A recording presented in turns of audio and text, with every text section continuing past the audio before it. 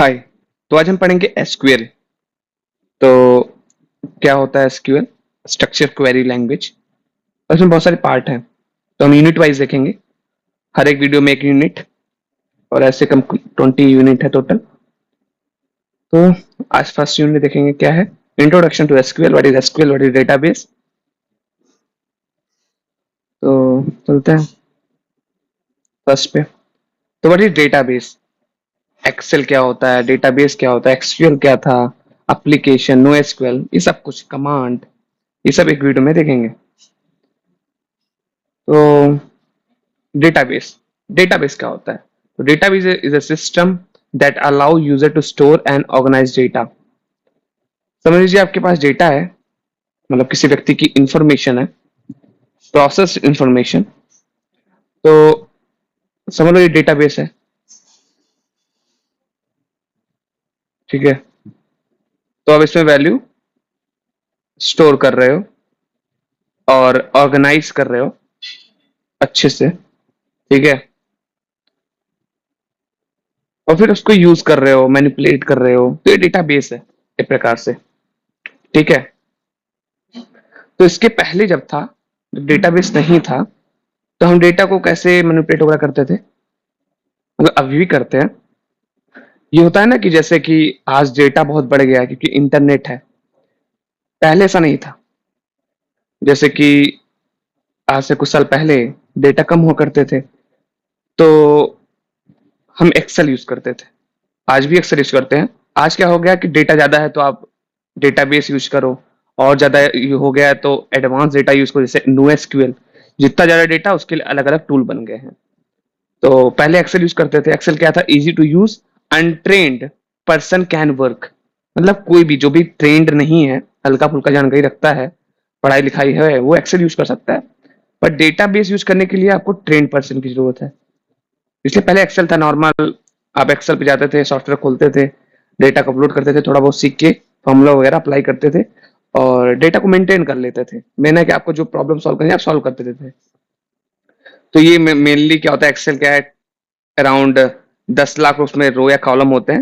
मतलब अराउंड एक एक लाख, 1 लाख कॉलम होते हैं, 10 लाख रोज होते हैं, कह सकते हैं कुछ ऐसा ही। मतलब एक मिनिमल, एक लिमिटेड डेटा होता था एक्सेल में, जिससे आप परफॉर्मेंस निकाल सकते थे, आप क्वेरी सॉल्व कर सकते थे एक्सेल से।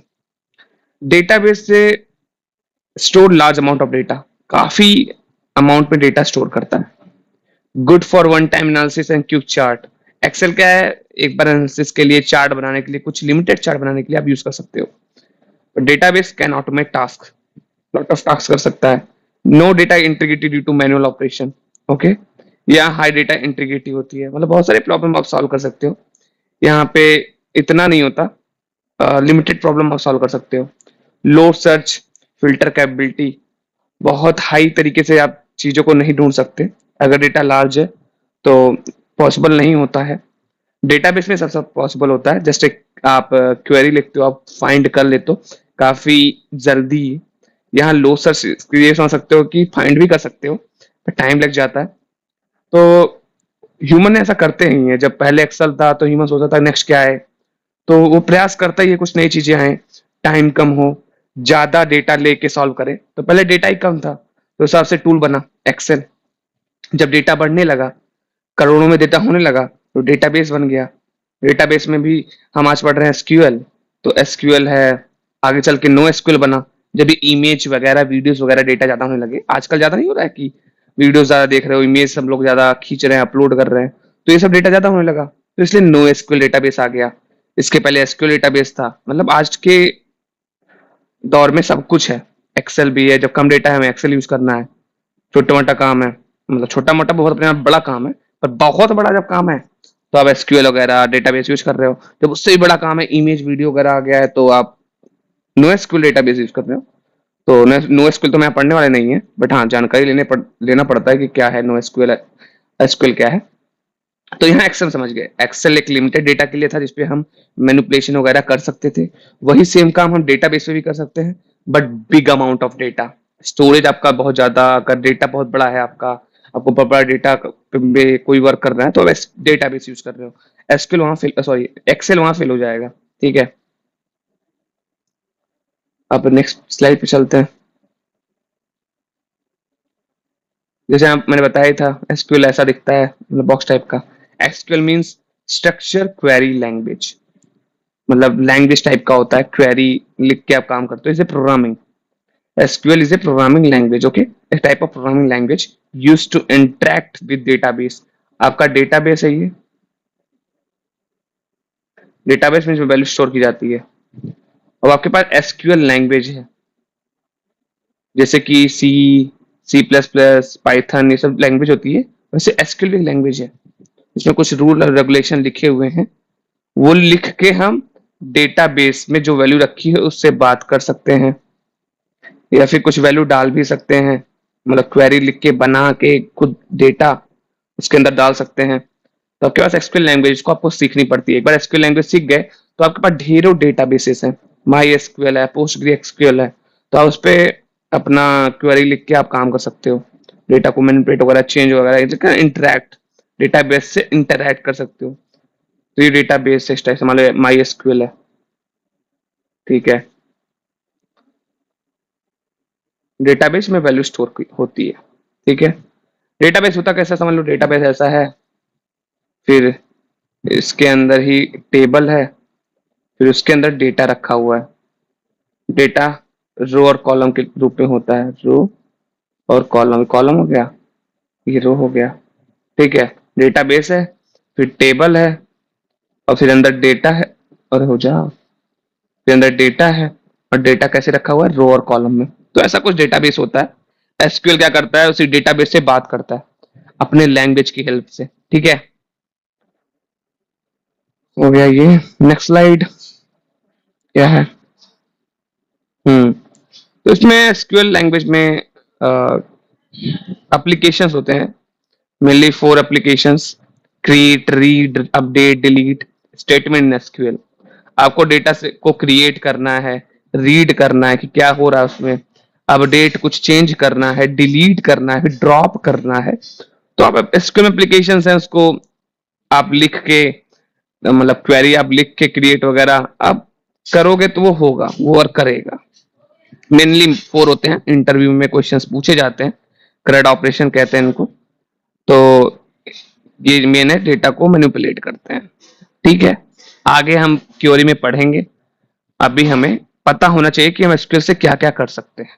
क्रिएट मतलब बनाना, रीड मतलब पढ़ना, अपडेट मतलब कुछ चेंज करना, डिलीट मतलब डिलीट कर देना, कुछ आपको डिलीट करना है तो आप कर सकते हो। आगे देखते हैं, नेक्स्ट स्लाइड। हम्म अब एसक्यूएल है तो डेटा अब एसक्यूएल और डेटाबेस का रिलेशन रहेगा ही। आपको एसक्यूएल लैंग्वेज पढ़ रहे हो, नो एसक्यूएल कुछ पढ़ रहे हो, देखो यहाँ पे एसक्यूएल है, नो एसक्यूएल है, और आपको डेटाबेस से बात ही करनी है, तो ये दोनों प्लेटफॉर्म है बात करने का, ठीक है।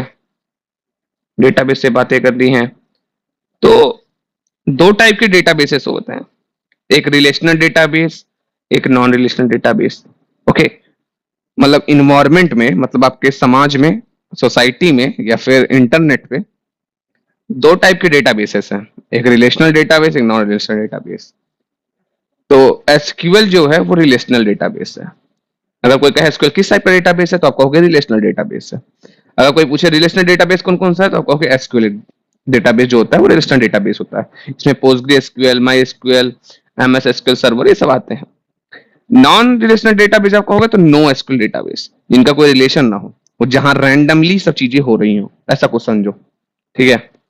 तो उसमें मोंगोडीबी, कैसेंड्रा, एचबेस, ये सब चीजें होती हैं।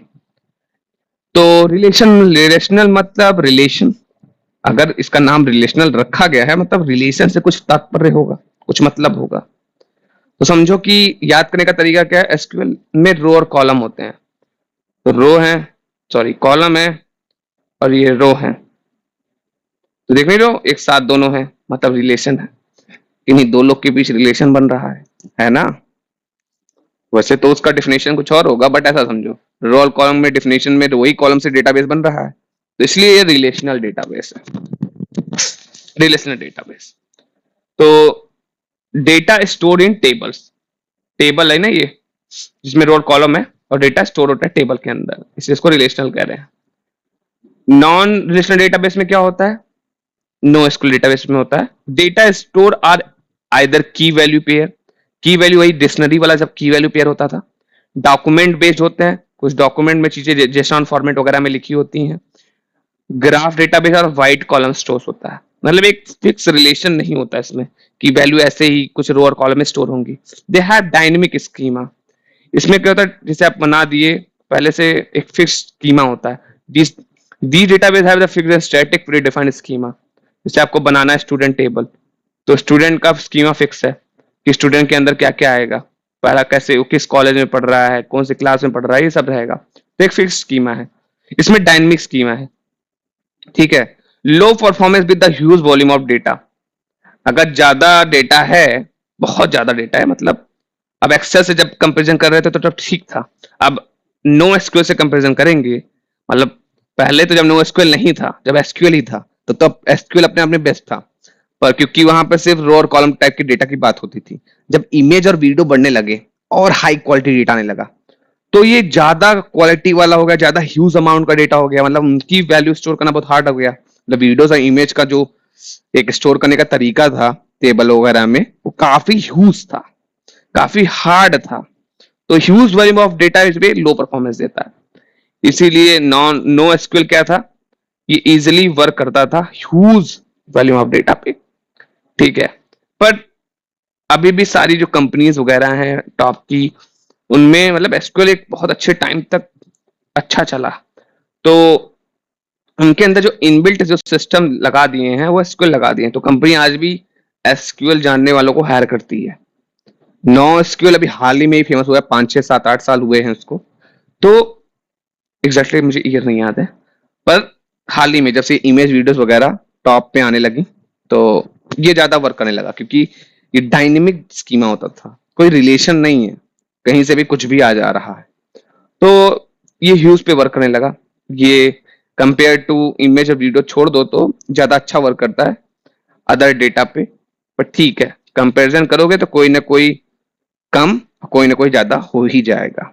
That's the good thing in the society, bad thing also, ठीक है। मेन हमें है कि हमें रिलेशन तब देखना है जब हमें रो और कॉलम टाइप का डेटा मिले, और अगर इमेज वीडियो टाइप का मिले या फिर और डिफरेंट कुछ डेटा, तो आप नॉन रिलेशनल डेटाबेस यूज करते हो। फिलहाल हम यहाँ पे रिलेशनल डेटाबेस पढ़ रहे हैं, रिलेशन क्यों, कहाँ रो और कॉलम है, और फिक्स्ड स्कीमा है, पहले से हम डिसाइड कर लेते हैं हमें क्या बनाना है, कैसा टेबल होगा, और हम बनाते हैं, ठीक है। ठीक है, और कोई स्लाइड बची है? SQL command. जब आप एसक्यूएल पढ़ोगे तो डेटा को मैनिपुलेट, डेटा को चेंज, डेटा को देखने के लिए आप कमांड यूज करोगे। अब एसक्यूएल लैंग्वेज आपने पढ़ ली, अब डेटा आपने देखा रो और कॉलम में है, तो बहुत सारे कॉलम्स हैं, बहुत सारे रो हैं, तो उनको चेंज करने कर क्या सकते हो, कॉलम रोज और कॉलम में डेटा में, जैसे बस चेंज करते हो। एक्सेल में भी हम चेंज वगैरह करते थे, डेटा को कंस्टेंट वगैरह लगा देते थे, मतलब कंट्रोल करने के लिए, तो बहुत सारी चीजें हम एक्सेल में करते थे, तो वो उसी सॉफ्टवेयर में करते थे।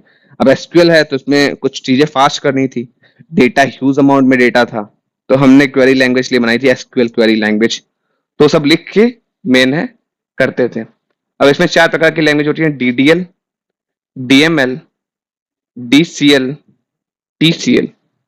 जैसे एक्सेल में क्या था कि हम फॉर्मूला वगैरह लिख के डेटा को कंट्रोल करते थे, तो क्योंकि वो एक लिमिटेड डेटा पे था, तो ठीक था, फॉर्मूले से वर्क करता था।